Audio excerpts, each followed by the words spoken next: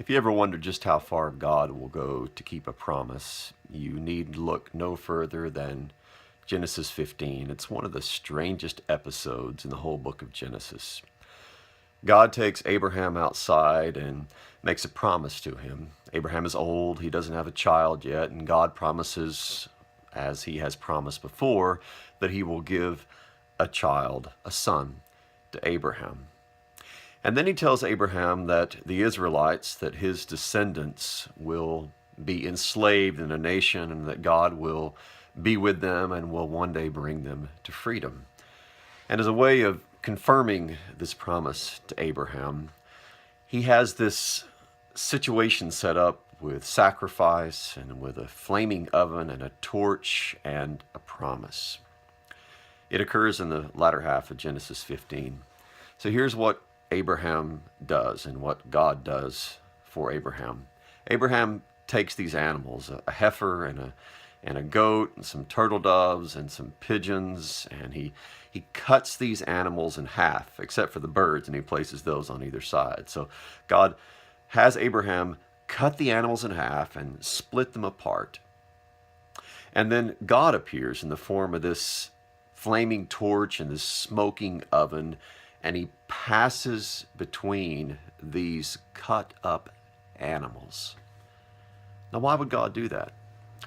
Well, it helps to know a little bit of the background of these covenants. Literally in Hebrew, to make a covenant is to cut a covenant. The verb korat in Hebrew means to cut.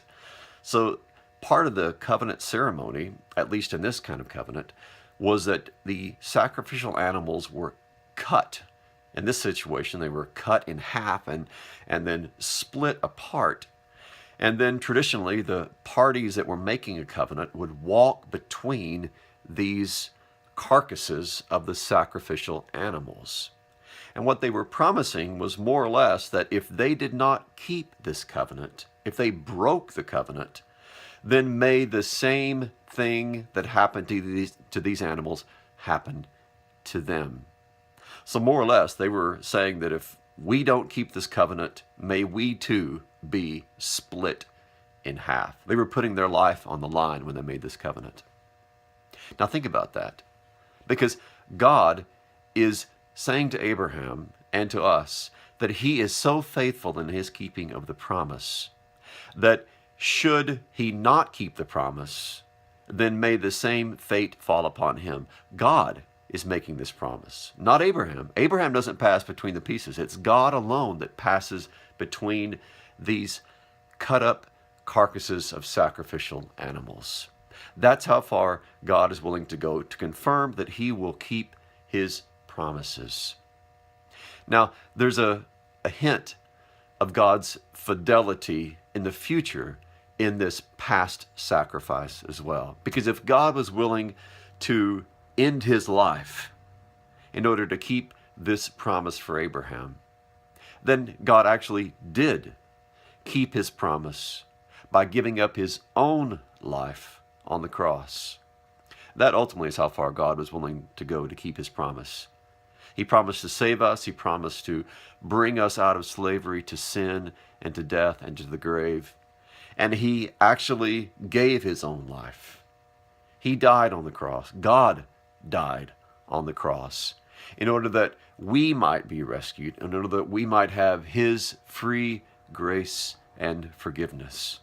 So already way back in Genesis chapter 15, when God appeared to Abraham and passed between those cut up pieces of animal, we have a foreshadowing of the crucifixion, where Jesus himself would be wounded, would bleed, and would die. God would be wounded and bleed and die, in order that he might make a new covenant with us, in order that he might rescue us from our own slavery in a spiritual Egypt and bring us out to freedom again. So that's how far God is willing to go to keep his promise to us. He's willing to go all the way to become a sacrifice himself on the cross. And that is the best of news. Peace to you, and thanks for listening.